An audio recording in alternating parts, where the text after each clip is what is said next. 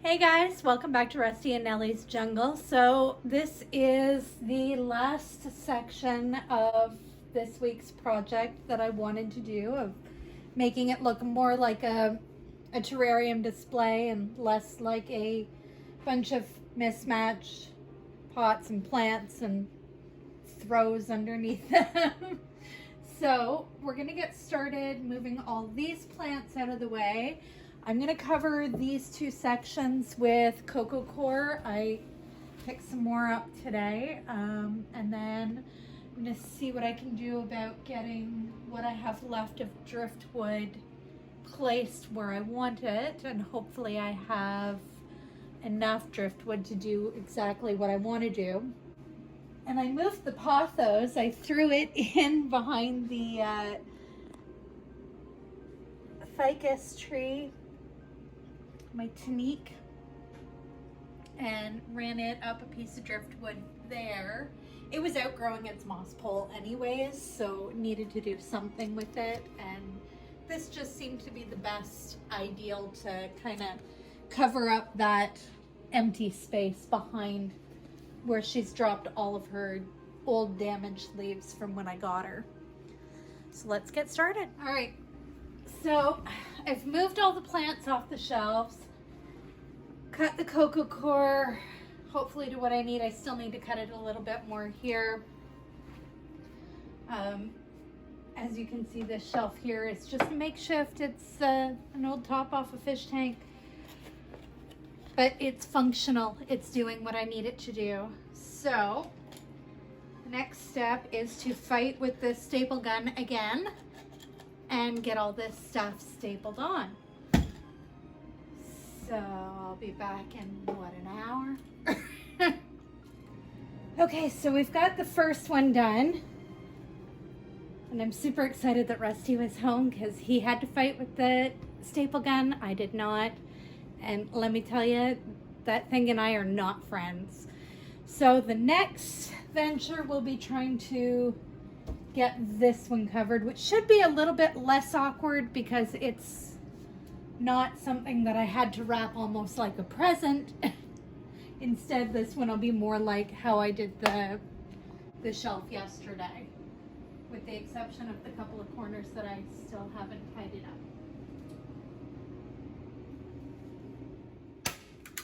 I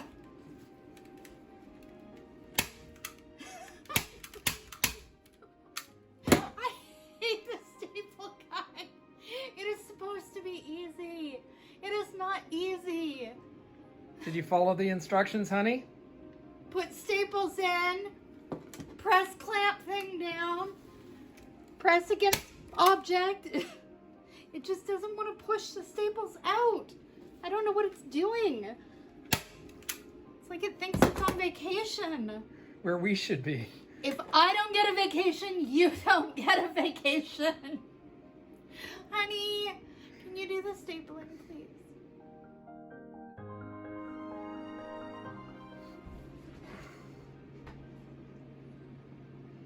Okay, so the second one is done. I'm exhausted after watching Rusty put all the staples in and fight with that horrific beast of a tool. Took 30 seconds.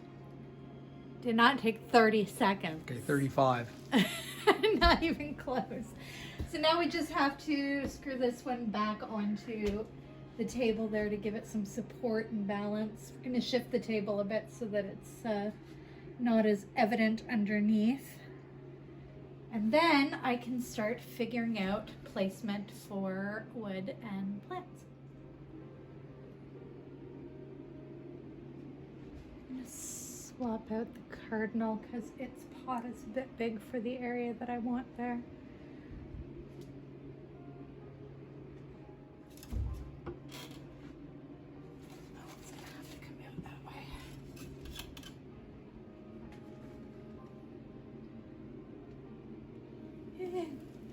Cobwebs. Ah! Big cobwebs!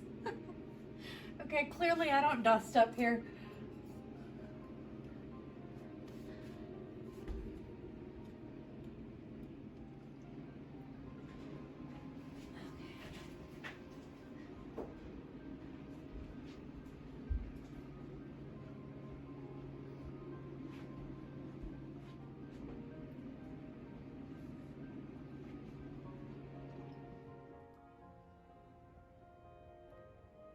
Ready?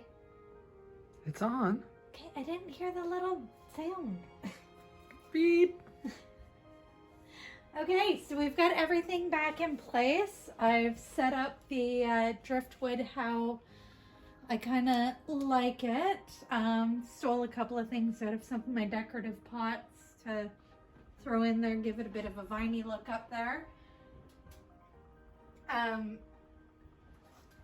Really, this project only cost me the amount of money to order a new thing of cocoa core. The driftwood, we went for some walks in the summertime and collected some driftwood on the shoreline, brought it back.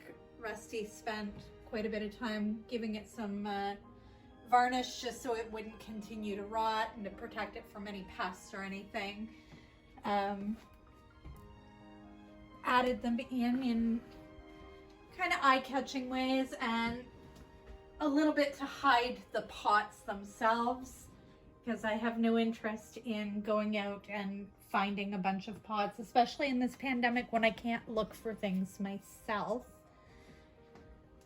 So we will eventually be working on that Hoya corner because the trellis is driving me crazy now, and as Rusty mentioned yesterday, it was driving him crazy too. And at some point when the supplies are prepared for them, I'm gonna tidy these up just a little bit more. There's a couple of extra little things that I want to place in certain places. This terrarium style one that I did yesterday, I do have a couple of touches. We decided we needed a light for the mandevilla. That's got to be painted because it's just too in your face in that color. And the trellis that I have along the wall here, although functional for helping that one plant grow up it, I can't tell what it is from this side. Can't remember what I put where, but I'm thinking I'm gonna tuck in some sphagnum moss in there and give it more of a natural feel so that it's not as gaudy looking. I think it's the minima. Is that the minima? I think so. Could be.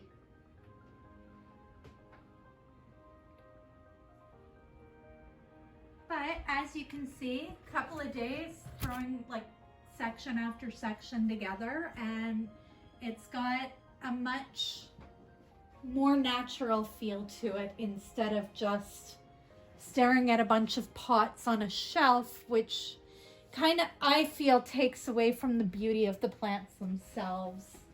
And I don't like to do that. I want to look at them and enjoy them. Oh, and little tip, if you're going to tuck your humidifier in around your plants, move your plants out of the way before you take the tank out, because otherwise you have casualties.